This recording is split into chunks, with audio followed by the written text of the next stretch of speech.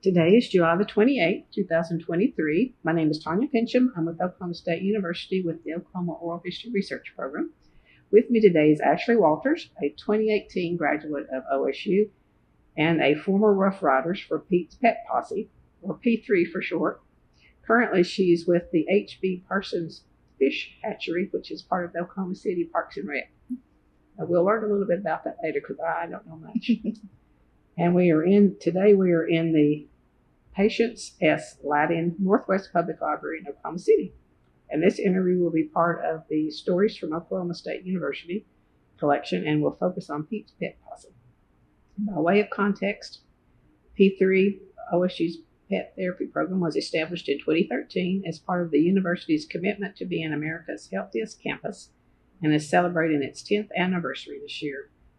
P3 supports emotional wellness of students, staff, and faculty and has grown beyond the OSU Stillwater campus. The student auxiliary group, the Ruff Riders, began in 2016, and we'll learn a little bit about that later too. Thank you for coming. Yeah. Before we get into P3, let's learn a little bit about you. Start wherever you like. So I grew up in Moore, Oklahoma. Tornado Alley. Yeah. Grew up with 3 older brothers, so did a lot of fishing. Started fishing around the age of 2, and been fishing since. What's the biggest thing you've caught? Probably a catfish. I haven't caught anything like super big. It's on my bucket list though. Well, catfish, do you noodle? No, I don't noodle. That's too much. Okay. I'm too afraid of what might be in that hole other than a fish. Okay. Smart person. That's about all I know about catfish too. So you started fishing at 2. Your brothers took you, or you were? The whole family. We went camping a lot. And of course, camping, we'd fish in the morning, and then when it got hot, we'd go swimming. Okay. Yeah. So would you have to clean it and get it prepped to have later? My dad would do that if we caught any. Okay. A lot of times it was just catch and release, but sometimes we'd catch enough that we would clean them and throw them on the campfire that night. Okay. Nice. Probably smell really good cooking, don't they? Yeah. Where would you go camping? Mainly at Belle Cow Lake is where we went camping. Okay. And then when I got a little older, I started going down to Lake Texoma. My grandparents have owned a lake house down there for, I think, 37 years. Wow, okay. And so that's been every holiday that we're not camping, we were down there. Okay. So you've been outdoors a lot. Yeah. More or less. Yeah. So did you graduate from Moore High School? I went to Southmore High School and graduated from there in 2014. 2014. What was your favorite class? I don't know that I really had a favorite class. Fair enough. I mean, if I had to pick, it'd probably be gym. Okay. And I was good in school, just a How lot of about times. least favorite then? I think least favorite was my AP calculus class. Oh, I was good at math, but I wasn't that good at math.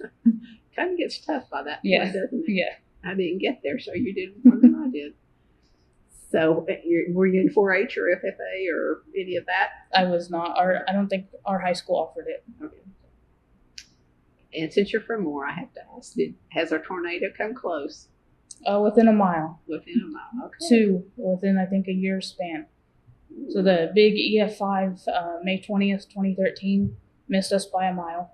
We had a detour like all the way around the city just to be able to get back to our house. Wow. I was actually at high school when that one hit, so I didn't know if my house had been hit or not. And then a year later, we had a little EF0 hit on the street behind our house. Okay. Well, it's a lucky house if it's going around you. Yeah. So come time to graduate from high school. Well, before we do that, you said you liked sports. Did you play on any of the teams? Not in high school. I played football in 8th grade and junior high. Football for girls? Yeah. No, on the boys team. Okay, they left. Well, that's an improvement, isn't it? Yeah. Yeah. And I wanted to play in high school, but the coaches didn't have a good attitude towards it. And then the other junior highs that came in didn't either, so I backed out. It's their loss and yours, but Yeah. Maybe times will change at some point. Yeah. Okay, so you're deciding where to go to college. Did you weigh different places, or were you? Kind of knew I was going to OSU from the get-go. My aunt and uncle graduated from OSU, so I kind of wanted to go. I have been to season football games with them and love the campus and everything. So I originally thought I was going to go as a veterinarian, and then when I got to about 16, we talked to a local vet that we were kind of family friends with, and she told me some of the stuff that like she goes through, and that kind of like I was like, be hard, but I can probably adapt and be able to like overcome that. And then I got a booklet in the mail from OSU of all the different degrees they have, and I was just looking through and I saw fisheries because prior to that I didn't know it was an actual degree. I didn't either. Yeah. Okay. And so I changed from vet to fisheries instead and pursued that. With the goal being to come back to around hometown, or did it matter at that point where you might end up? I was hoping to end up back around hometown. Okay. I'm big on family. Would like to stick kind of close to family, but also willing to kind of travel within the state. Dream job kind of is to work down at the Durant hatchery, just because I fished Texoma so much growing up. It'd be nice to work at the hatchery that manages Lake Texoma. So it kind of educate me a little bit about how many hatcheries are there in the state fish. I think the state has 5 or 6 hatcheries. Okay. So the hatchery I work for is the only city-owned hatchery in the nation, is what I've been told. Okay. Well, that's cool. Yeah, most are owned by state or federal government. Okay, so for those of us who don't know, what does a fish hatchery do? Roughly, you don't have to go into big detail. So our fish hatchery is a little different than like most, because we do like more of a fisheries management program instead of just the hatchery aspect. So we raise fish throughout the year. We raise hybrid sunfish, hybrid striped bass, catfish, and walleye that we stock within Oklahoma City waters. And then on top of that, we do kids education classes, usually about 2 a month. We also sample all of the bodies of water within Oklahoma City limits and make sure that all the populations of fish are healthy and doing good. So when you sample it, you get out with your boat, or do you? Sometimes it's boat. We'll set like different various nets out. Depends on the body of water and how deep it is, what nets we can put out.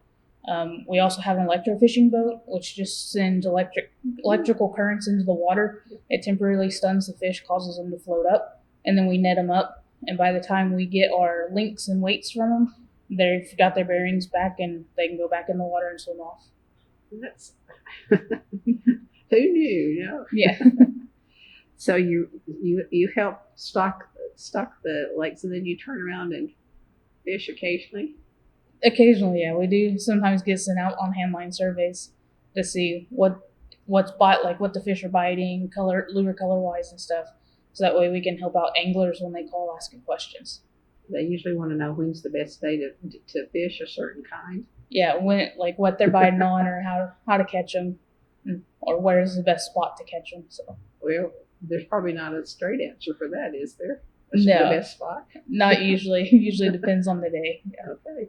So in Oklahoma City, there are quite a few, like Lake Hefner, I guess. Is that part of? Yeah. So we have 3 city lakes: Lake Hefner, Lake Overholser, and Lake Stanley Draper.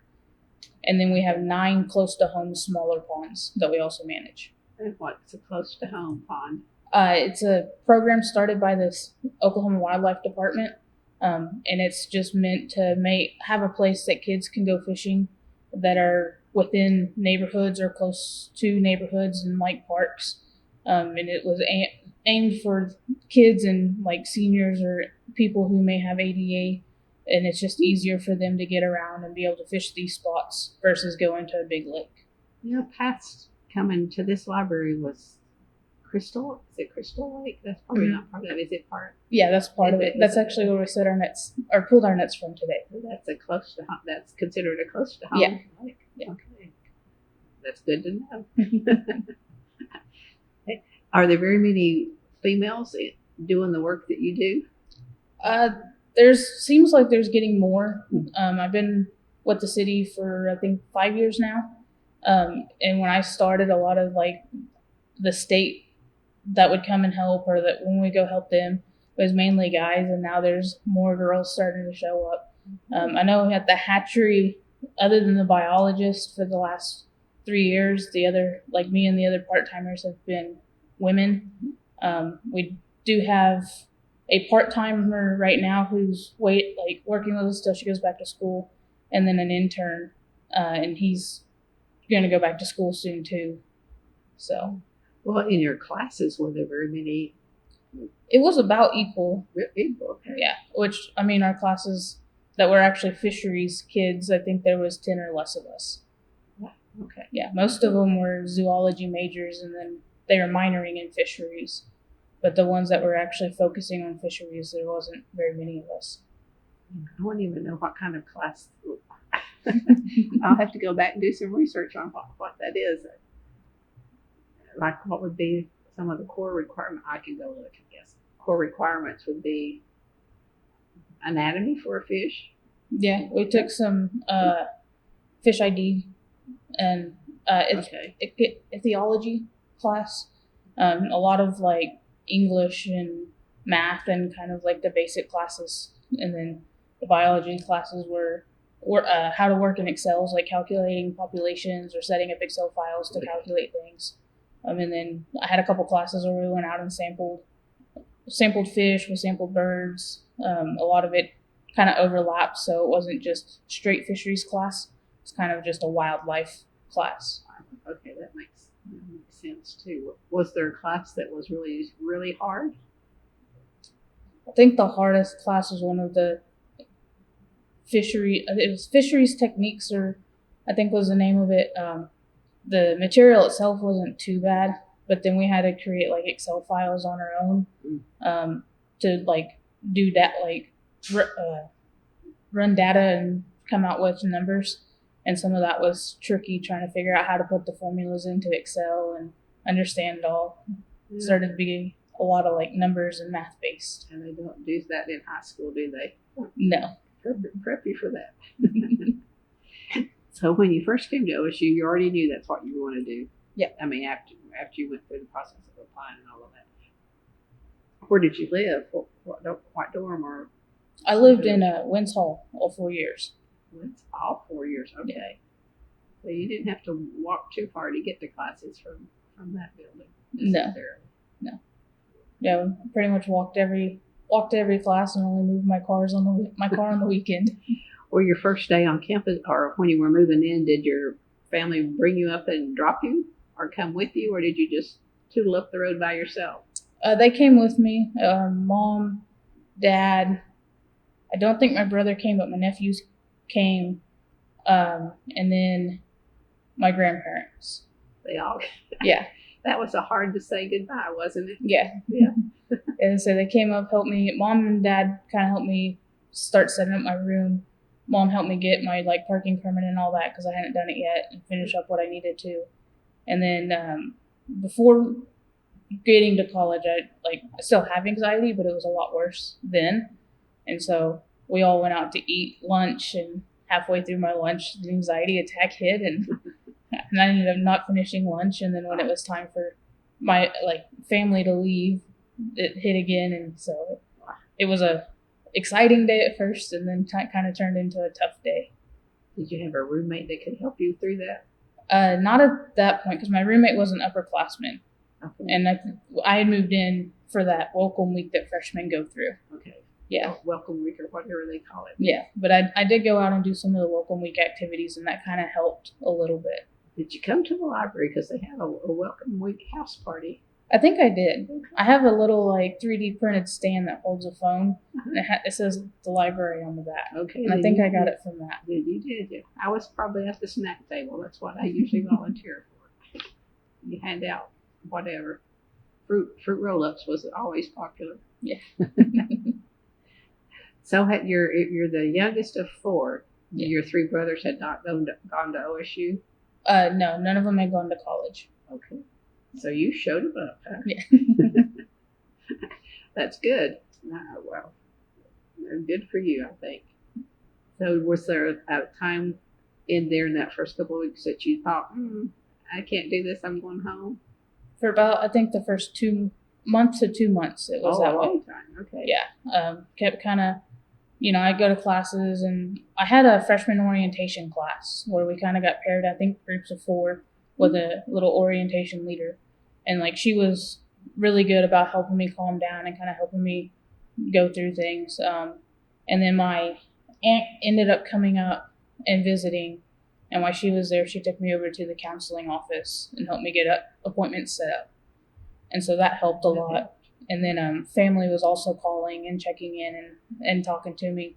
And then one of my brothers called and was talking to me and told me like how nervous and anxious he was before his son was born. And that he, at points was like, I don't know if I can do this. This is going to be a lot of responsibility. But it ended up turning out okay. And so even though it wasn't like going to college experience, it was still kind of a way to associate with it and know what it was like and that it was going to be okay. It took a family to get you through those first couple of months. Thank goodness for families, right? Yeah. And then right as I was kind of getting towards the end of like, I'd probably stay and getting to where it was getting better is when I met Charlie and Kendria. Okay, let's tell us about that. That day. Yeah, I went into the union to go get lunch, and I had walked by, and there was like a group of people, and I didn't really understand like what they were doing.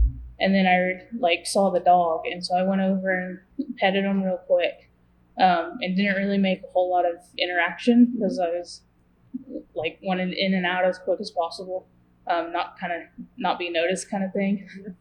But like afterwards, I found out that it wasn't just a student's dog because like I had seen students with their dogs all over campus, and so I looked up the program, and then I kind of felt like I had somewhere to go to be able to like kind of get a taste of home because I had pets at home and stuff. And I talked to my mom about it, and at the time she was making these little ties for dogs. And so we made an OOHRP tie for Charlie. And I messaged the Pete's Pet Posse Facebook page and asked if I could meet up with Charlie. And I ended up meeting up with Kendria and Charlie as like a one-on-one and gave her the tie and everything. And from there, mine and her relationship just kind of started. She could tell I was nervous and stuff, and she asked how I was and made sure everything was good and kept in contact. So you were proactive in the sense that you went back and Googled around to find out what you could about them. Yeah. And the tie was a good idea, a good icebreaker. Yeah.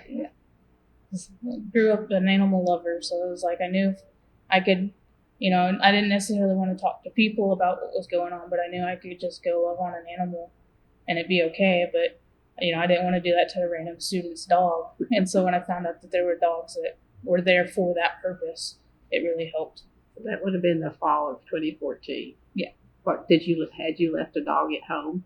Yeah. So we had two little dogs at my parents' house, and my mom still has them. What kind are they? Jack Russell Chihuahua mix. Yep. And then I think the Lhasa Apso Shih Tzu mix. Smaller dogs. Charlie's a little bit bigger. Yeah. Yeah, we had a German Shepherd growing up, and that was like my best buddy. And I think that's when I saw Charlie, that's kind of why we just connected. And I went back and petted him because I was like, I remember my Shepherd growing up, and they're just really good dogs. And did you tell him secrets? You don't have to tell what they are, but did you? I said not usually. Just stroked him or petted him? Usually just sat there quietly and petted him. Yeah. But during like holidays, like homecoming and Thanksgiving and Halloween, that sort of thing, did the dogs dress up or do anything that you recall that make them pop, I guess? Some of them did. So like around Christmas, some of them would wear like little sweaters, or like Charlie has a little Santa hat and beard that he would wear. And then I know the program started doing like the kissing booth and other things for some of the holidays. And some moocha pooch. Yeah. And what they probably did the kissing booth. May have been early first before. I don't know how long they've been doing smoocha pooch. I just paid attention to it this year. Yeah. I don't know if that was the name. I can't remember if that was the name from the start or not, but yeah. Well, about how often would you try to visit with a pup? Pretty much any time I could make it that I wasn't in class. So when I would like see the schedule posted, and then I would go visit those dogs as long as I wasn't in class. There was a couple of times that it kind of got overwhelming again, and I would text Kendria asking if there were any dogs on campus. So there were a couple of times I made one-on-one visits with handlers in their office, and loved on the dogs and kind of got to talk to the handlers as well. I know I shouldn't ask this, but did you have a favorite? My favorites are Charlie and Evie. And Evie. Yeah. Okay. I have met Charlie, but Evie I don't, I think. I understand there were originally 8, but maybe by 2014 there were probably more because they added, as they went along, they added more and more. And then Ruff Riders came around in 2016. Do you remember how you got involved with that? Kendria reached out to me and said that they were going to create a student-led group to help the handlers on visits, and asked if I would be interested in that. And that was a no-brainer. Yeah, and I told her I would really be interested in that because the program helped me a lot, and I would love to do whatever I can to help the program out. So you would have been a sophomore or going into junior year, maybe?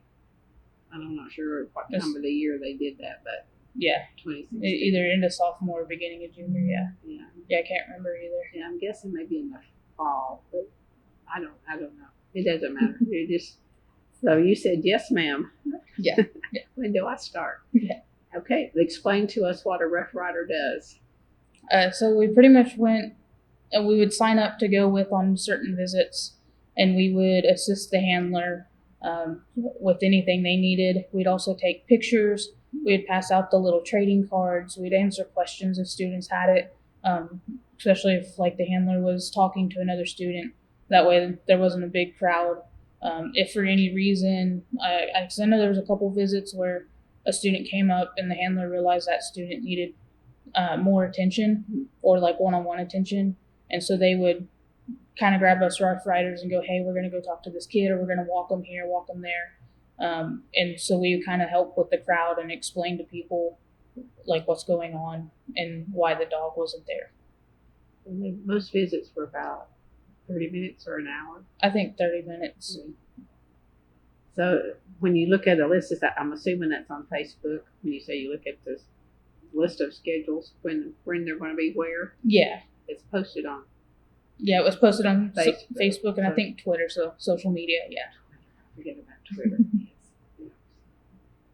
So during in a probably finals week or midterm weeks, you were visiting them a little bit more often. Yeah, and I think everybody else too. Yeah, and that's since I think finals week they increase the number of dogs on campus or try to. Okay, so there's more available. Yeah. Did you have a favorite location that you like to do, or just more pick the pet? Sometimes it was just pick the pet.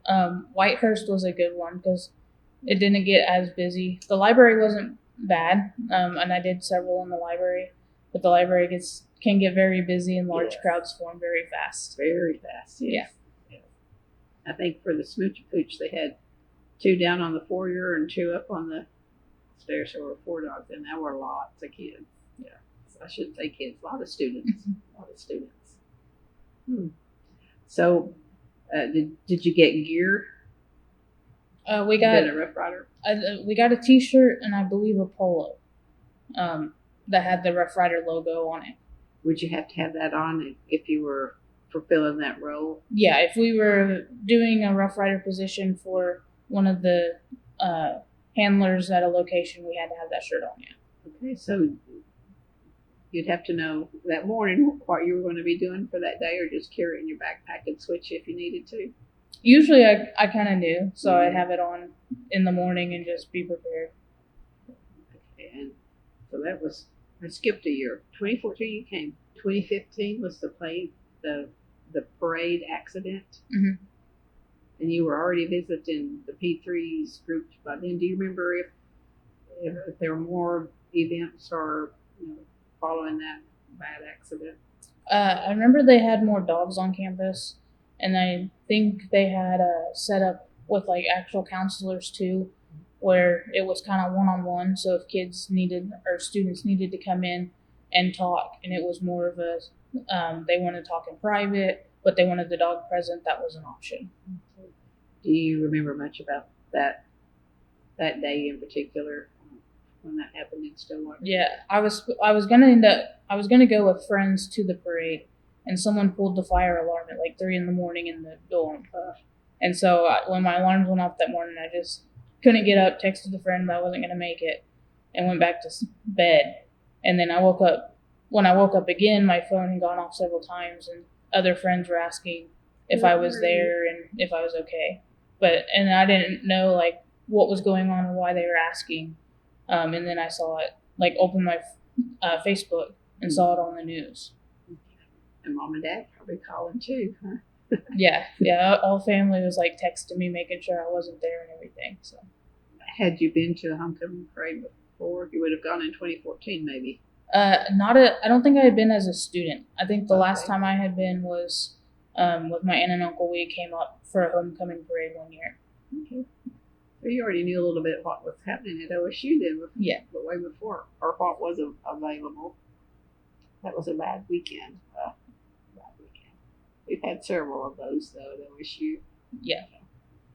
That's the worst during your 4 years there. I would think. Yeah. So would you encourage others to step up and say, or I think now you have to apply. You don't get invited necessarily. Yeah, we started as like the pilot program. So we were just kind of asked to. And then I think after that, because I remember submitting applications. So I think we still had to submit an application after that into to be a Ruff Rider, to continue being a Ruff Rider. Did you do it the rest of your time at OSU? Yeah, I did it up until I graduated. That's a dumb question. Yes, right. So how many original Ruff Riders were there in your group? I don't remember. Did you get to be friends with any of the other ones? With a couple of them, yeah. Okay. I mean, I don't think I've kept in touch other than social media with any of them after graduating, but I mean, there were ones that see them passing by, talk to them, or have them in a class and know who they were and stuff. And a good connection. Yeah. Whether you spend a great deal of time with them or not, it's still a good connection. Yeah. So looking back, would you think that was the turning point for your career at OSU? Getting involved with? I definitely think so, yeah. I know one of Kendria's favorite stories to tell about me is when she first met me, I couldn't make eye contact with like anyone. Every time I talked, I was looking at the floor or off behind them or something, like could not make eye contact. And then within like getting involved the pet therapy program and stuff, I started making eye contact, started talking to more people, and especially with like being a Ruff Rider, students would walk up and I just start talking to them instead of waiting for them to talk to me. And it was a good deal. Yeah. Well, and it was too. I mean, you have to give yourself some credit too for making that first step to start to meet Charlie to begin with. Yeah. Yeah. Yeah. It was. I mean, the pet therapy program, even before I became a Ruff Rider, just going on those visits and petting the dogs and kind of like seeing that I'm not the only one that was going through the homesickness, and kind of sharing stories with other students that came to those visits of how we miss home or our dogs, sharing pictures of our pets at home. And it just kind of like, oh, I'm not the only one. And it kind of helped me realize that a lot of people go through that homesickness and those same feelings, but they don't necessarily speak out about it. What do you think the magic is of the dogs? Can you put your finger on? I think what makes it work? I think the big thing is they don't judge. Oh, okay. They're just there. They're happy to see you. I mean, you walk up, and especially if they've seen you several times and they know you, they'll like light up and get excited. But it's like no matter what type of day you're having, no matter what you've gone through that day, or like what issues you're facing, they're happy to see you and like wanting pets. They're not judging or asking questions or anything. And if you have a treat in your pocket, it's even better. Yeah. So as you were in your role as Ruff Rider, you're watching, I guess, the students come and go. Yeah. Were you, I don't know, trained or schooled in maybe what to watch for as far as warning signs or whatever, where someone might need more help? Not really. that was pretty much all on the handlers. And another reason they kind of made the Rough Rider program, because that way the handlers weren't answering a bunch of questions, and so we could help answer questions, and then the handlers could be looking for students who may need more help or might want to talk about different topics or stuff like that. What were some of the more common questions? Usually just about the dog, or like when the next visit is, or like what I was doing as a Rough Rider, what the Rough Rider program was, how to apply. Okay. And everybody wanted, well, a lot of people wanted to join in. Yeah. And it got, or it has gotten competitive. I mean, there are only so many slots. And yeah. So once you started to applying, having to fill out an application, what did that entail? The application process for you? I don't really remember what was on the application or anything. That's fair enough. But I know it got sent out to current Rough Riders as, hey, it's coming back up. If you want to continue being a Rough Rider, apply. And then I think around that same time, it was also opened up to like students to apply. I think we got kind of first dibs to come back. Yeah. I know that they did go through a review process, so if there was for any reason they felt like someone shouldn't be a Rough Rider anymore, then they kind of reviewed it before we were automatically accepted. So we did have to put the application in and wait to hear back. But did you have to go like to an interview process? An interview? I don't think so. I think we just submitted the applications. Okay, that was a perk for being one of the first ones. Yeah. And I think now maybe they do interviews, especially since if they've got too many and not enough spots. Yeah.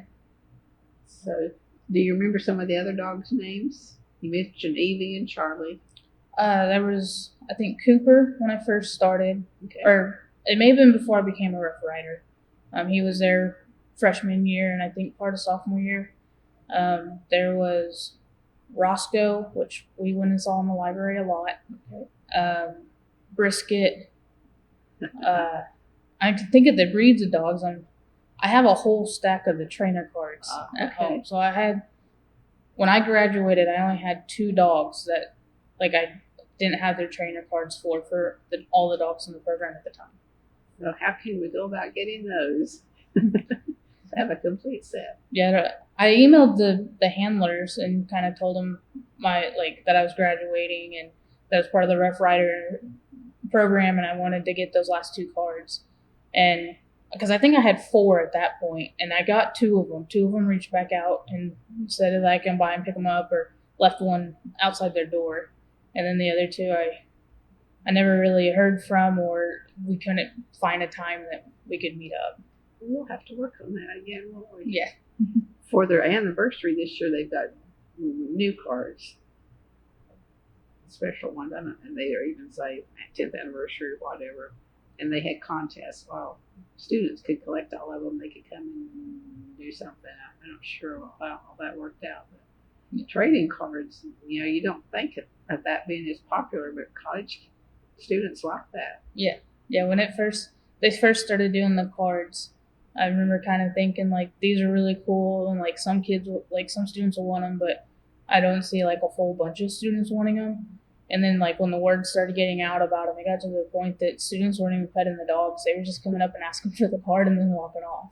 Well, that's not good. Yeah. I mean, it is and it isn't, but still. Yeah. Yeah. So the word spread about the trading cards, and I know a lot of students were collecting them. We ran out a lot of times. There were visits that we would just have to tell them sorry we're out, and then like even the handler ran out and they had to wait on more to be ordered and printed. Well, that's very popular. I've just got 3. I feel I don't, as a staff person, I don't feel like I should get them because students like them so much. But I do stop and pet the dogs, though, especially if it's a dachshund. Yeah. I like them. And poodles. Were there any? Do you recall if there were any pets with special issues like, I don't know, having to have a wheel for their back, or? So I know there was one. I want to say the name was Nala. but she had wheels for her back legs. She was one of the smaller dogs. Did you do events with her? I did a couple, yeah. I bet that she probably got a big crowd too. Yeah. And it's not something you see every day. Yeah. Yeah, that's cool. Any with 3 legs? Not that I remember. All right. Disposition, I know, comes into play with a lot of that, or dogs don't get that far. But so the other one in the statue, the garden, P3 garden, the dog. There's a dog in there. Someone told me that was Bella. Do you remember a Bella? Yeah, I do. That was one of the dogs freshman year. Whenever I text Kendria if there was a dog on campus, she'd always send me to the alumni association to go pet Bella. Or every now and then they would meet me out on like a little grassy lawn area. Okay. So Kendria was good at connecting. Yeah. Connecting you. Okay. Since you guys developed a relationship, do you want to talk a little bit about that aspect of it? And so really so that first time I went and gave her the tie and like officially met her, she just, kind of asked me how I was doing and stuff. And from the get-go, I just kind of felt more comfortable with her than like most people. So throughout multiple visits, she found out, kind of struggling, shy. She encouraged me to get involved on campus, which did help me kind of come out of my shyness shell. And then she would check in on me, make sure everything was going good, help me if I needed anything. So if I didn't know how to do something or where to go, she would help me look up resources and send those to me. Just really making sure that I was doing good and able to focus on school and not, want to go home and because of homesickness and stuff. So yeah. She's I'm learning that she's a really remarkable person. So yes, she is. Yeah. And you had said she was like a second mom. I often refer to her as my OOHRP mom. All right. Did she come to your graduation? She did. She did. Okay. Yeah. She didn't want me to leave. She kept trying to talk me into grad school. Okay. Well, there's still hope. Yeah. I don't know. Does OSU have a master's in fisheries? Yeah. Okay. Even more. Yeah. All right. We'll keep that in the back of your head. Yeah. Is there room to move up within your department where you are now? Yes. So a master's could help with that. So with the city, I mean, it could help, but at the same time, like it's not a requirement for the fisheries biologist job. Okay. Now, like with the state, I think their fisheries biologist position requires a master's degree or so many years of experience, which I think I'm almost to that point of years of experience for that position. So a master's degree in fisheries would help me move up faster, but it's not necessary to move up.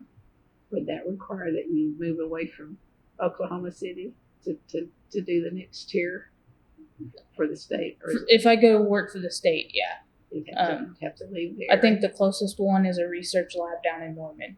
Oh, so that's not too bad. Yeah, so that's not too bad. So if I went research lab in Norman, then I'd still be in the area. If not, then I'd be anywhere from 2 to 3 hours away. That's manageable too. Yeah.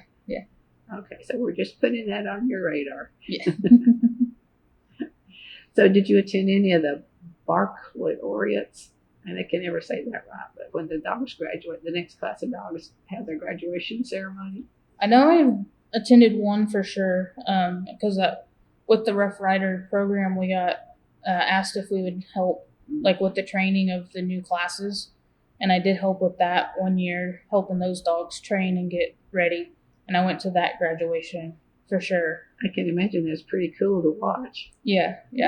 To watch some of these dogs that you're thinking they're not going to like be able to graduate because they're failing and not, improving. And then all of a sudden it's just like something switches and they're a whole new dog when they come to class and they end up passing and get accepted and everything. So pretty cool. And then they get to know you. Yeah. You see the ones that you see the most often. And you said they recognized you, the ones that you saw interacted with a lot, that they would get excited when they saw you. Yeah. Yeah, a lot of them would get excited. I know Charlie for sure. Whenever he saw me, he'd get super excited. So, I guess with being the Rough Rider with him, when other students showed up, you'd have to kind of step back and let him get excited over them. yeah, I'd usually say hi to him a little before the meeting Okay. started or like the event started, and then he would kind of be calmed down and then be like interacting with other students. And then if there was like a down period where there wasn't really anyone else, then I would love on him and stuff in the meantime. But So I understand the handler has to keep hold of the leash the whole time, but Yeah. the Rough Riders can't. At least when they're doing the visits, the Rough Riders can't. The handler has to have it. Yeah. I mean, they're short leashes. Yeah. I didn't realize that. I mean, they're not 2 feet maybe. yeah, I think they had if on a visit they have to be on the 2-foot leash, and then I think at times. I think if their vest is off and they're outside, they can be longer. There were certain rules they had to follow. Would you would have to know those, or you just knew that they were out there? We just knew that we couldn't like Do hold the certain leash of the things. dog or do certain things. I really found out the leash requirements when we were helping the new class come in because they were going over all of that and stuff in that class. Okay. Well, you would have to. When you were doing things like that, would it count hours towards something, volunteer hours, and was that measured or kept track of in any way? I think we could log them as volunteer hours, and I think I did for a little bit, and then ended up not logging them because I looked up like how many volunteer hours you had to have for a cord, and knew I wasn't gonna hit that goal, and so I did it more just for being there for the P3 program rather than for the volunteer hours. Okay, that makes sense too. To be a Rough Rider, did you have to commit to so many visits a semester or a year? Or some guidelines for that? I don't think so. I think it was just the ones that we could do, and they asked that we did the ones we could, like do as many as we could, but I don't think we had any like actual requirements. Would you have to sign up for ones or just show up? I guess you have to sign up. Yeah, there was I think a group text and then a link that we could click on the link and I think sign up for the one we wanted, and then if like something happened and someone had to stay late in class or something came up and they couldn't make it, then that group chat would go off and usually we would get them covered pretty fast. So they got you connected if you're doing a group chat. Yeah. Okay. Thank goodness for cell phones. Yeah. That's right. That's a lot of managing the whole big picture. You just think, when you see one walk across the campus, you don't think about all these details behind the scenes. Yeah. Yeah. While you were there, did they ever lose one? Have to deal with the grief part of things. Bella, I think, passed when I was there. Yeah. You remember how they managed that? I don't. You don't. I know there was a post made on social media. Okay. I think written from the handler's kind of view of describing how Bella was and all that. Yeah. Okay. Kind of as like a little memorial. But other than that, I don't remember. That's fair enough. I mean, they would at least let you all know if something had happened to one of them. Yeah. Yeah. Probably didn't happen very often though. Because No. they picked good, healthy ones. Yeah, I think Bella was the only one I remember when I was in school. And then I know just recently Evie had passed. She was a little bit older too. Yeah.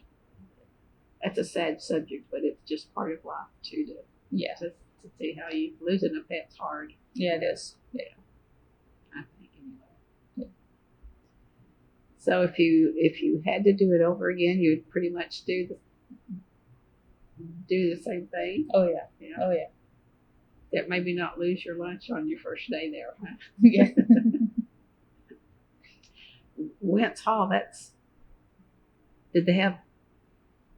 They did puppies there too, didn't they? Go to Wentz. Yeah. They have dogs come into the lounge on the first floor every so often. Did it have a name like? They've come up with cute names like Wags at West and Yappy Hour. I don't remember if it had one.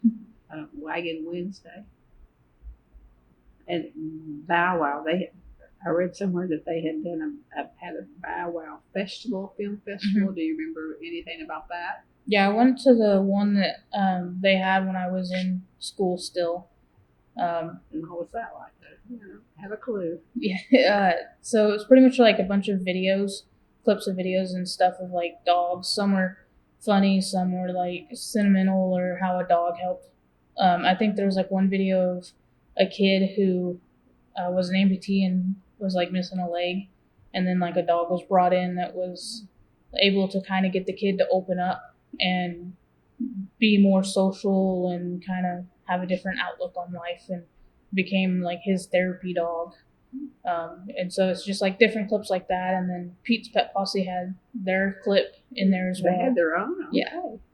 And I think the one in when I was in, I think was over the parade tragedy. Okay. So timing wise, so there'd be about like 15, 20 minutes shorts, if for lack of a better word. They kind of varied. A lot of them I think were about 5 to 10 minutes, and then you have kind of these little shorter, funnier ones like in between. But I think the whole thing lasted like an hour to 2 hours. And it wasn't just OSU dogs; it was dogs around. Yeah. So the Bow Wow Film Festival gathered videos from like all over. Bigger deal than just store. Okay, I didn't know that. Yeah. I don't know if they still do that. I'll have to. I know they did one a couple years ago because I was gonna go up there. I bought my ticket. I was gonna buy the ticket at the door, and I stopped at the gas station, put gas in the car, and then the car wouldn't start. And so, like, messed around with it, and finally got it home. And then I was like, it's too late. Can't go up there. So, yeah, it's been amazing. I know when they first started it, I imagine when they first started, they didn't think that 10 years later they would still be having it. Yeah, I feel like it's taken off a lot better and faster than anticipated. And I know OSU Tulsa, I think, has dogs on campus. Yeah. And I know when I was in college, they were talking about expanding to OSU OKC. I don't know if... I think they've done that fairly recently. Yeah. So, and then I want to say junior or senior year, I went to a national conference. Yes, we need to talk about that. I don't remember the name of the conference, but it was down in San Antonio, and there was people from like all over, and they were very interested in the pet therapy program. I think one of the guys was from overseas, and he was asking what they could do because I guess they have like a bunch of strays, and he was wanting to turn that into something for like a college campus where it was just kind of dogs and kids or students could go in and pet them, and it gets the strays off the streets, and it allowed students a chance to kind of de-stress. We need to talk a little bit more about that trip. How did that come about? Kendria reached out to me and asked if I'd be willing to go and speak San Antonio. And be willing to speak from a student's perspective of how the group helped me, just because she saw so much improvement from when she first met me to then, that she knew the program really helped. And of course, as soon as she asked, I said I would be glad to. You didn't hesitate? No. I figured, maybe you give me a day or two to think about this. No, I told her I would, and then the hesitation kind of hit like later when we were going, because ended up flying out there with them in the president's jet. And so to go big time. Yeah. And so like we flew down there, and it was kind of on that flight trip down that I was like, okay, now this is real, getting a little nervous. It was at the beginning of spring break, so I think it was like the first day of spring break that we went and did the conference. But like got up to talk and do my little speech, and I had it like on a paper just in case I had forgot on the podium, and I started reading it, and then it was just like it came from the heart, and like it just everything I wanted to say just came out. And at the end, I like Kendria was telling me I did a good job and stuff, and I was just kind of going like sitting there thinking like I don't really remember thinking about what I was going to say. I was just saying. So. And your knees didn't buckle and you didn't pass out. No, surprisingly no. Did the dogs go with you on that since it was a private jet? 2 of them did. Okay. Huxley and Scruff. So So we've talked a little bit about Kendria. Did you have much interaction with Anne before that trip, Mrs. Hargis? yeah, I had interacted with her several times. There's a lot of times that her and Kendria would be together on campus. So she kind of knew me and recognized me. Anytime she saw me on campus, she'd always say hi and stop and ask how I was doing. Very neat lady. Yeah. And you would see her in her golf cart with Scruff in the passenger seat. Oh, a yeah. lot. Yeah. I guess you would too, since she had that while she was, a lot of times while she was there, she would be out in that with them. That's impressive to get in front of a group. It was your first time presenting with a room full of people. Yeah, because I got done presentations in class and stuff, but that was the first time, like outside of classes, that I had done a presentation in front of pretty much a bunch of strangers from all over. And you held it together and got it done. Yeah. And then afterwards, did this take you for ice cream? Take you for ice cream or something? And so we went and ate. We went down on I think it's the River Walk is what they call it in San Antonio. We went down there and ate at a restaurant, and then ended up flying back. Was that the first time you'd been on a plane? That was the first time. Oh, that's even more. Yeah. You stepped outside of your comfort zone in more than one way, didn't you? Yeah. And all that thanks to Charlie, and Kendria, but thanks to the four-legged furry friend. Oh yeah. So if you go back, you'll have. I don't know if guess grad students can be a Ruff Rider. I don't know why they couldn't if they had the time to. So you can come back. Yeah. Now they've got for coming up on the anniversary, they've got the trading cards, they're special ones, and then Eskimo Joe's has a Pet Posse T-shirt now.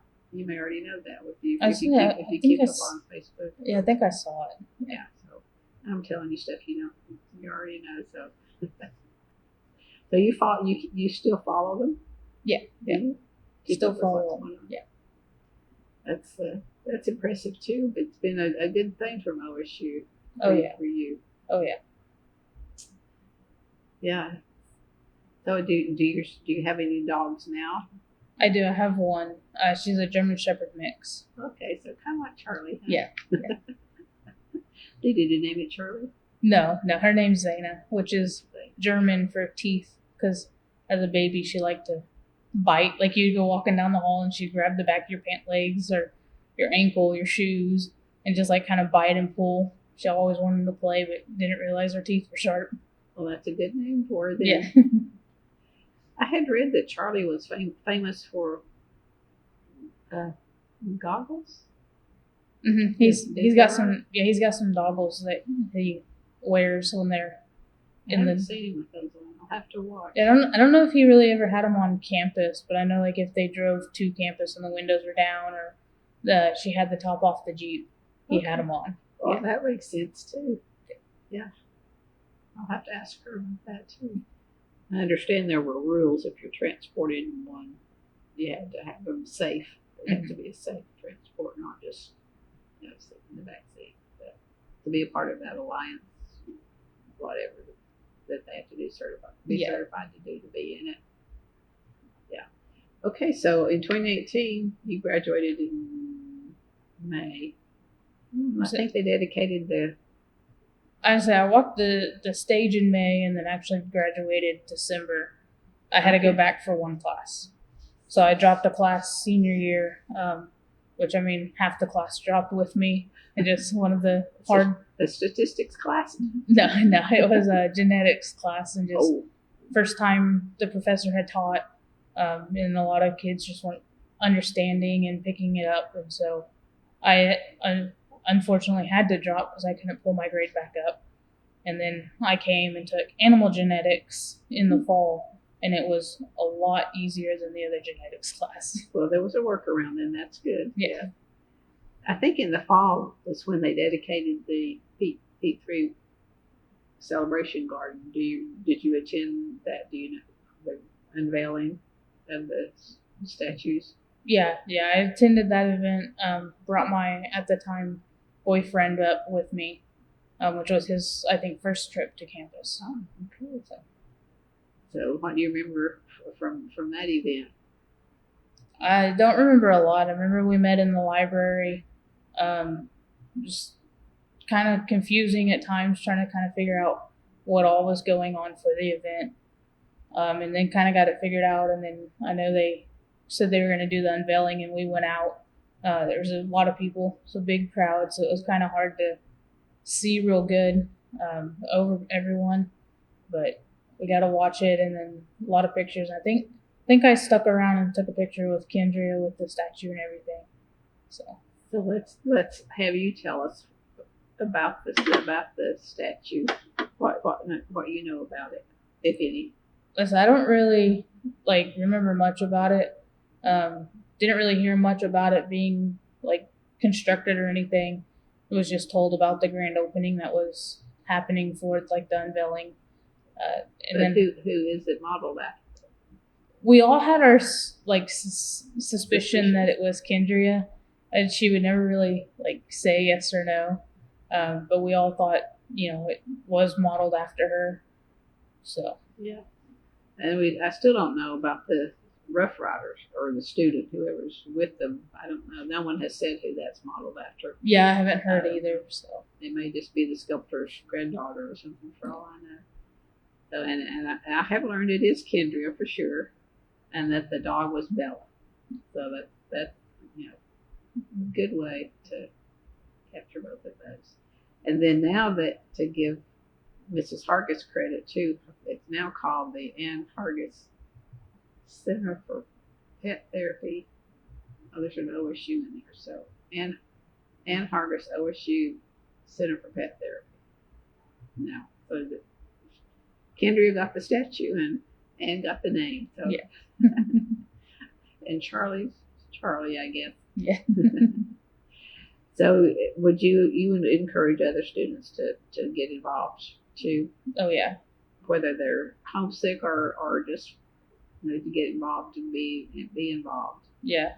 There were times that not even at a visit or dogs around, just talking to other students in class or in the dorms, because I did work the front desk in Wentz for 3 years as a helping get packages, answering phone calls, getting keys if students lock themselves out. And so what happened to you? It happened a lot. So but with all of that too, I also got the students who would come down and just kind of have vent. They felt like I was someone they could talk to, or kind of say they had a hard day or this or that. And so a lot of times when things like that happened, or after I was sophomore, junior, and freshmen were coming in saying, they were homesick and they don't know if they could do it, I would point them towards the Pete's Pet Posse and kind of tell them what they did for me and everything. And they would say they'd look them up, and then some of them would come back and be excited, say they found a dog and everything. So you were a good ambassador all the way around. Yeah. I'm kind of surprised that Kendria didn't talk you into going into Res Life or student personnel program, but I guess she knew you were happy with fisheries. Yeah. And then I don't remember what year it was. One year I did nominate him for the Pay It Forward on KFOR, the Pete's Pet Posse program. So there was a form online on the KFOR's news website, and I filled that out with why. And I think it's Kevin Ogle reached out to me and asked for more information about the program. I told him about it, and then he set up a date to do the whole thing. And so they come in, they kind of ask what the program is. They do an interview with me, and then they pay it forward. They partner with a bank, and so they'll give $400 to whatever the cause is. So I let Kendria in on it. We worked together, and we presented the money to Ann. And so Ann had no idea that it was happening. We met in the student union, and I think Kendria came up with some reason why she needed to meet Ann there. And then we came walking down the stairs from the second floor with the TV camera crew and everything, and paid it forward to Ann. And so the program received $400. Well, that was not very nice of you. Yeah. Yeah. Yeah. And along those same lines, Kendria had said that the Rough Riders received the Loyal and True Award. Was that during your time or later? I don't know. I don't know the year when it happened. I remember, I want to say I got like a paper certificate, so that may have been it. Yeah. The first time a group had received that award. Yeah, because I remember going to a little like awards ceremony, and we walked up there on the stage, so that's probably what it was. Well, you were involved with all of this. Yeah. That's pretty cool. That is cool. And you didn't expect anything like that to happen your first day on campus. Oh no. I mean, the posse was going by then, but hadn't been going long, you know. Yeah. It was something about being around the dogs and kind of being involved in that. It just helped me find my voice and who I was. And I think a lot of it just having the dog there was kind of like a calming presence so that I didn't feel like afraid to say what I wanted to say and was more willing to just kind of speak up and say what I was feeling. So did that help you? If you had a question in class, did that help you go to the professor and say, I need help on something? Yeah, it did some. I mean, there were times after class I'd go up to the professor and ask or set up office hours. Yeah. So that helped you with that too. Yeah. Helped me kind of, instead of being that student that went to class and sat I kept sitting in towards the back, but instead of being the, slip in, slip out, hope no one noticed me, I didn't mind if people noticed me. I didn't mind talking to the people around me and trying to make friends in class. So that's a benefit they probably didn't expect to come about either from when they were planning all of this. I don't know. I mean, when for the pilot program, did they involve all of you just like to get some feedback, what was working and what wasn't, or anything like that? I think they did at times ask us kind of what we saw, what could be improved, or what things would help. And I think at one point visits we knew that would be more popular started being 2 Rough Riders per visit instead of 1, just to kind of help even more with the crowd control. And those may have been in the library. Yeah, I know the library. I know the library for sure, and then I think a couple of the dorm halls. Every now and then there'd be 2 of us, and a lot of times even if a Rough Rider wasn't signed up, a Rough Rider would still show up. So they wouldn't hand out the cards or anything, but they'd still snatch some pictures while they were there and send them in. So if you did that and you send it, who's the one that does the posted to the Facebook? Is that Kendria? I think it is, yeah. Kendria. So you just send pictures to her and then she would. Yeah, so we'd put it in that group chat that we had. Okay. Yeah. I forget the name. It was like an app we downloaded, and then you could add a group of everyone. And so we had it that, and we just submit the pictures to that, and then she would pull pictures that she wanted to use for social media. Okay. Get the word out there. Yeah. Speaking of apps, there also was one where you could walk the dog app. Does that ring any bells? Yeah, something like that. Yeah, I don't remember the name of it, but yeah, I did download it and used it one summer when I first got my dog I have now, because I was walking her a lot since she was a puppy, getting that energy out, and so I used it anytime I walked her. And then when I went back to campus, I would open it up and because you could also, if you didn't have a dog to walk, you could walk a virtual dog or there was some option in there, and it would just assign you a dog, and then you could walk with that, and it would still count your distance and everything as well. And part of that was somehow it was a fundraiser of some degree. Yeah. I have to go back and look that up. I know that wasn't the correct name, but it's something similar to that. Yeah. I can't remember the name, but it was something like that. Yeah. I'll have to go look because no one else has talked about that. So I'm glad you know a little bit. You know more than I do. I'm glad you said that. So they've done all sorts of things then, but coloring book. How about the coloring book? What do you know about the coloring book? I know that I'm in it. You're in it, okay. Yeah, there's a page on there that I think it's me, one of my good friends, and then Charlie, on the picture, and that those were sold as a fundraiser. And I know that we got to buy ours first. I think we got one for free for being Ruff Riders, and then we got to buy more if we wanted.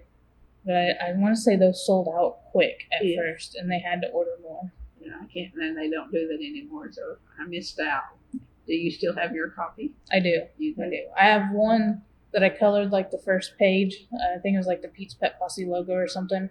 That I colored that, and then the other one is like completely untouched. Okay, so you're gonna hang on to that. Oh yeah. Yeah.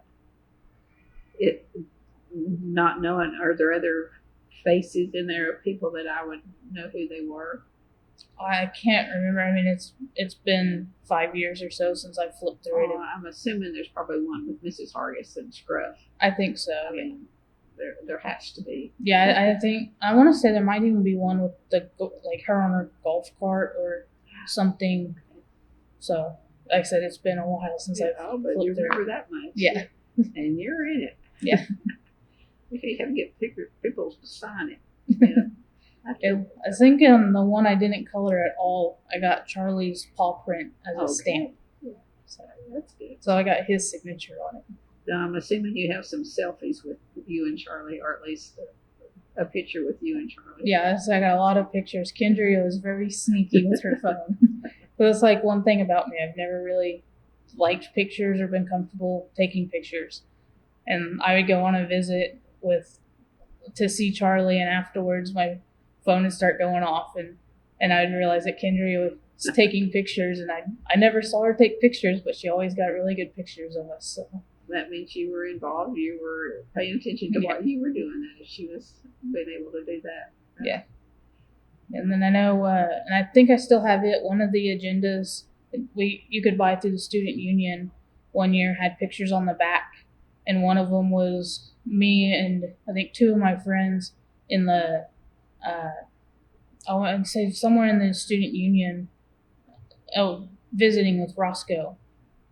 They came in with like actual like cameras and stuff and took good pictures, and that picture ended up making it on there. So I was on the back of one of the agendas at one point.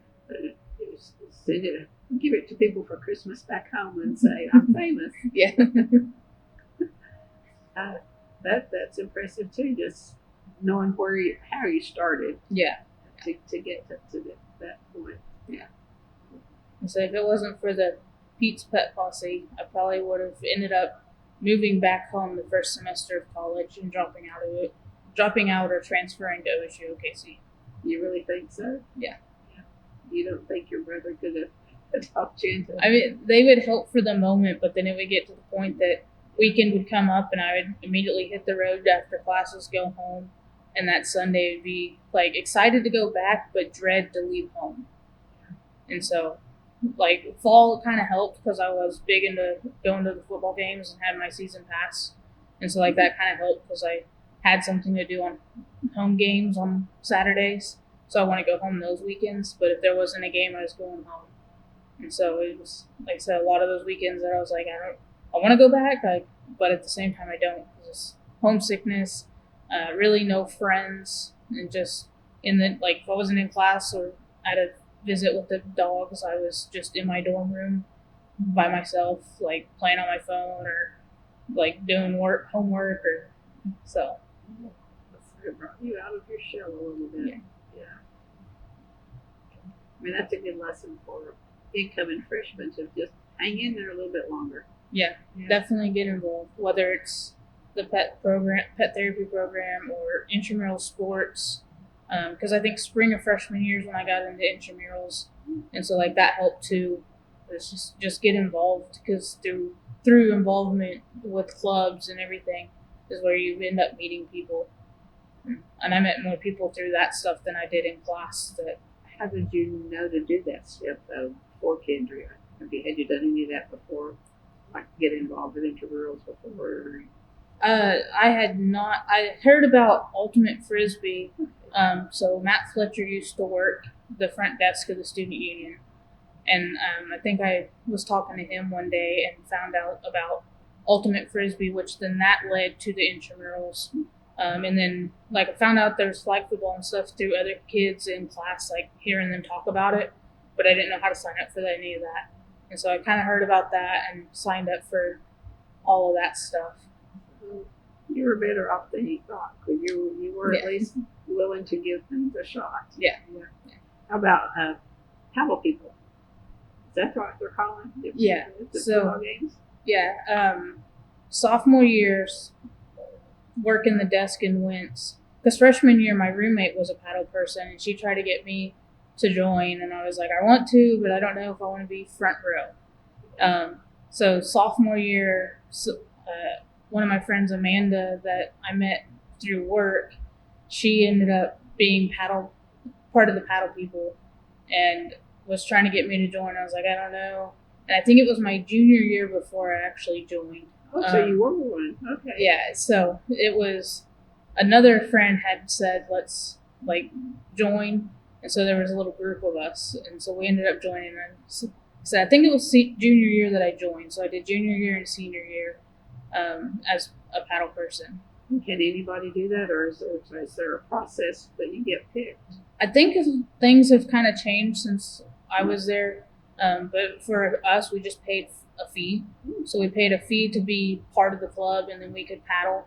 A lot of times there's more paddle people than there was room on the wall. And so in sections, they'd stack two seats. And if you had been paddling for a while and someone else wanted to paddle, you had to switch out. I guess, lucked out where I was at. There was no one usually behind me that wanted to swap out. Every now and then we'd have a couple that wanted to swap. So most games I got to paddle the whole game. It's hard, isn't it? At first, it's a lot of using muscles that you didn't realize you had, and then you kind of get used to it. But I mean, after every game, you'd leave going, okay, yeah, my arm's kind of tired. And so the hot summer heat games were the most brutal. 100 And it's degrees. loud, I would think, Yeah. with all that banging. Yeah. But they're faint, or it's a tradition that's stayed on, and makes the TV sometimes help. Mm-hmm. Stand the crowd. Yeah, I know the NCAAs had to make rules for us.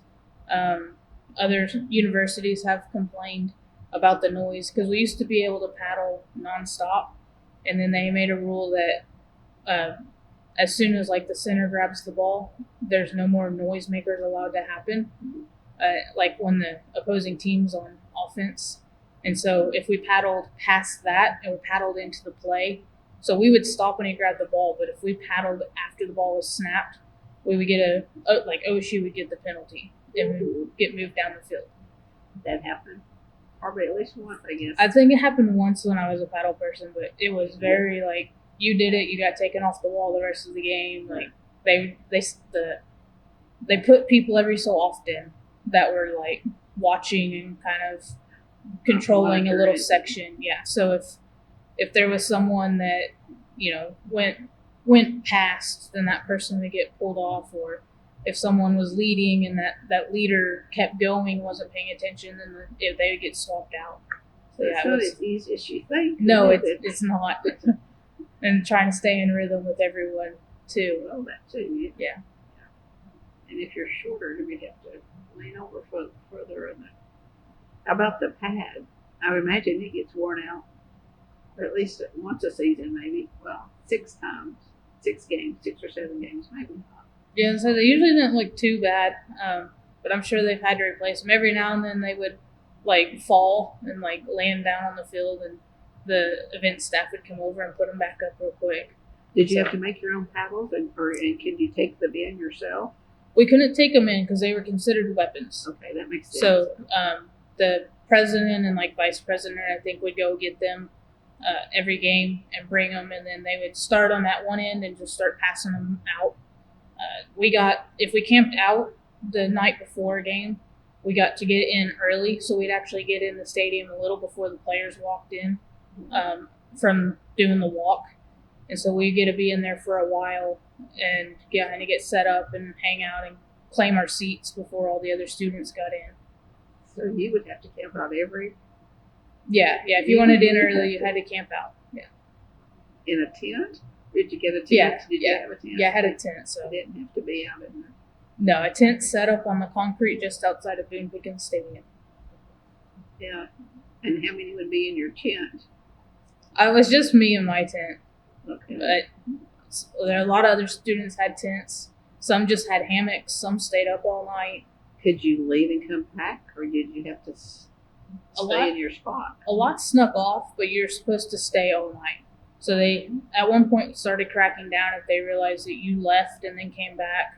You didn't get your, at the end of the, or in the morning when we go to check out, because we check in when we get there and then we check out in the morning, they would give us our bracelet.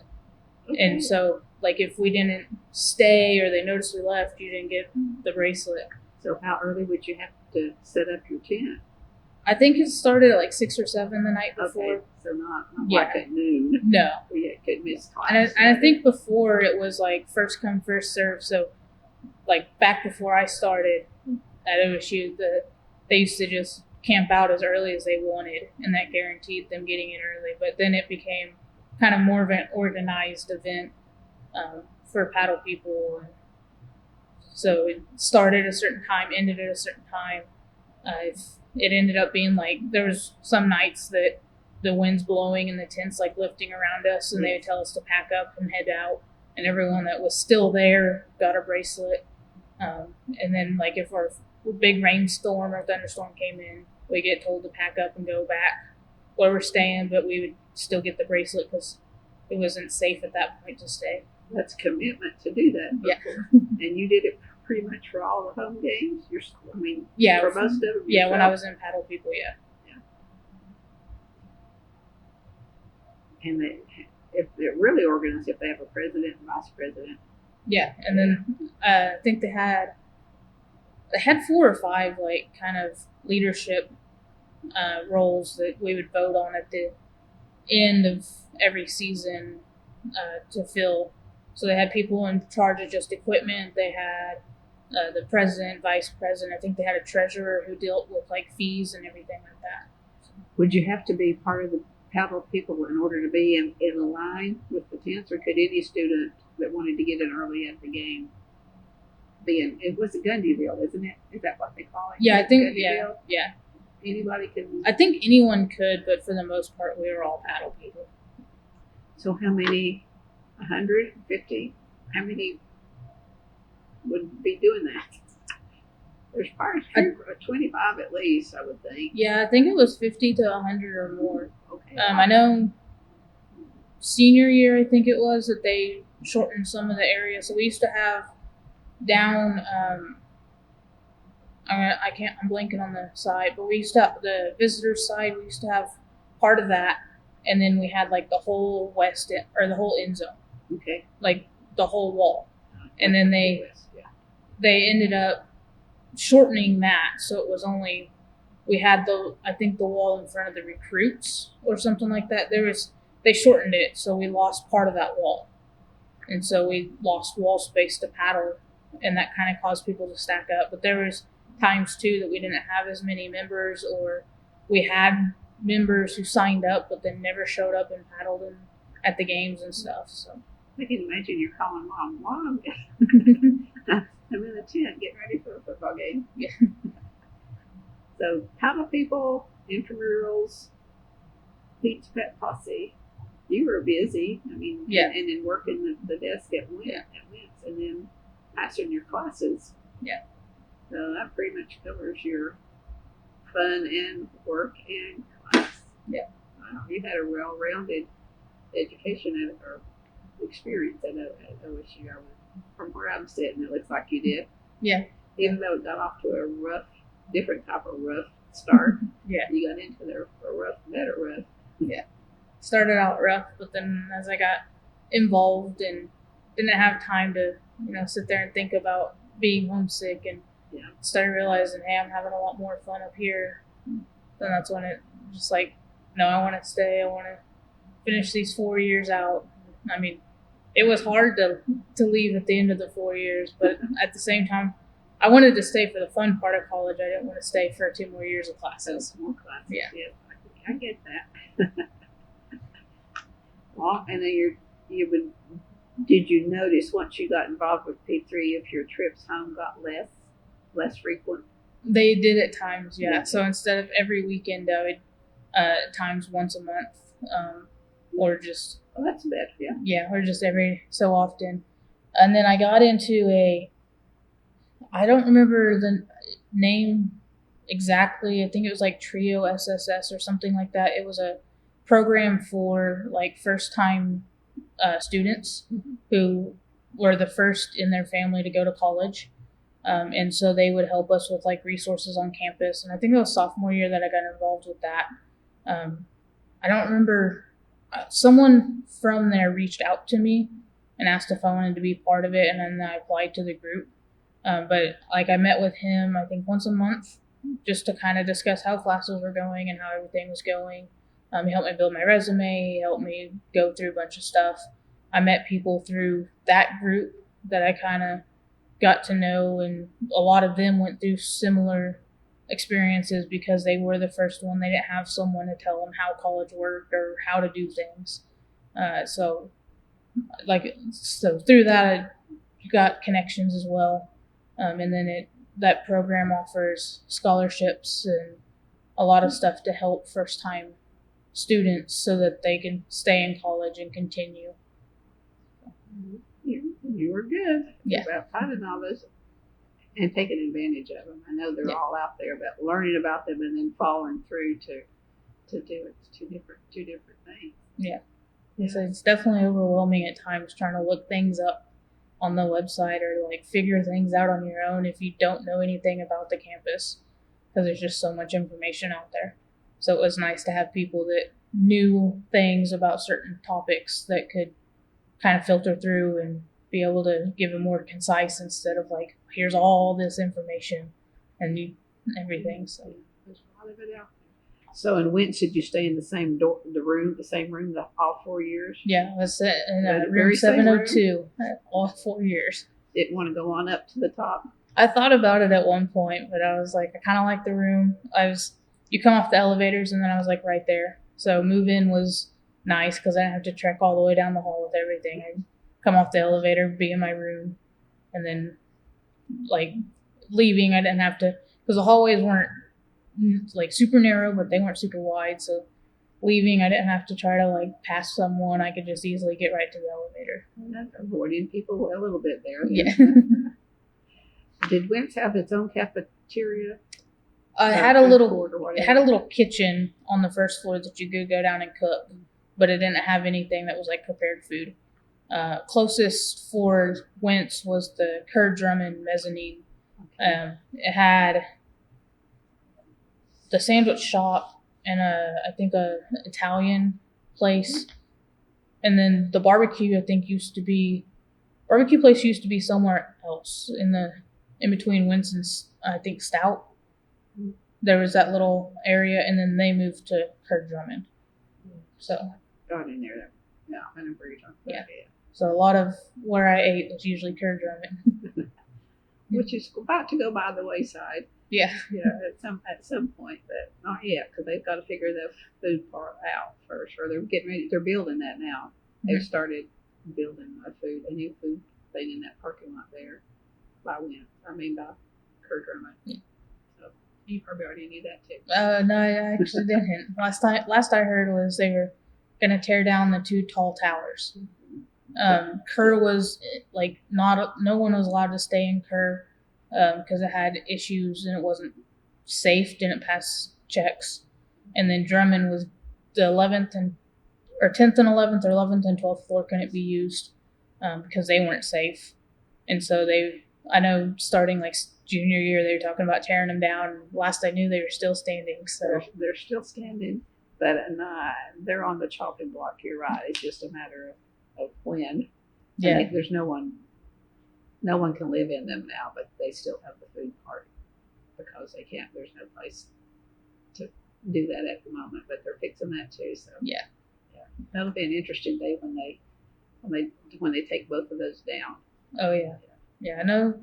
Senior year they ended up leaving them open because even with the commons built and open, like for students to stay in, they had more students seeking like on-campus housing than what they had housing available. So they kind of had no choice but to have Drummond open so people had somewhere to stay. So, And now they've got the villages and people moving out and all that all over the place. So. yeah. Okay, let me look at my questions. And while I do that, if you can think of something else we need to make sure we get in here. Can you think of anything that we've not covered that's related to I said, your experience at OSU? not at the moment. And you left before COVID, so we don't have to. Yeah. I can ask. I mean, how did COVID impact your work and your day to day much? I said it didn't impact work. We had fish in our ponds at the hatchery, so we were deemed essential because the fish, Okay. like they can eat the natural food in the ponds, but we also fed them and supplemented them with like pellet food, and so through that we were deemed essential and could stay working. So well, fish can't catch it. yeah, well, with coworkers, you'd have to wear a mask. Yeah, when we were around coworkers, we had to wear masks. Or like out in the public doing events, we had to wear masks. But for the biggest time, we just kept the hatchery closed to the public, and so we just focused around the hatchery and stuff. Okay, so you didn't have to worry about, not having a paycheck then if you could go to work. Yeah.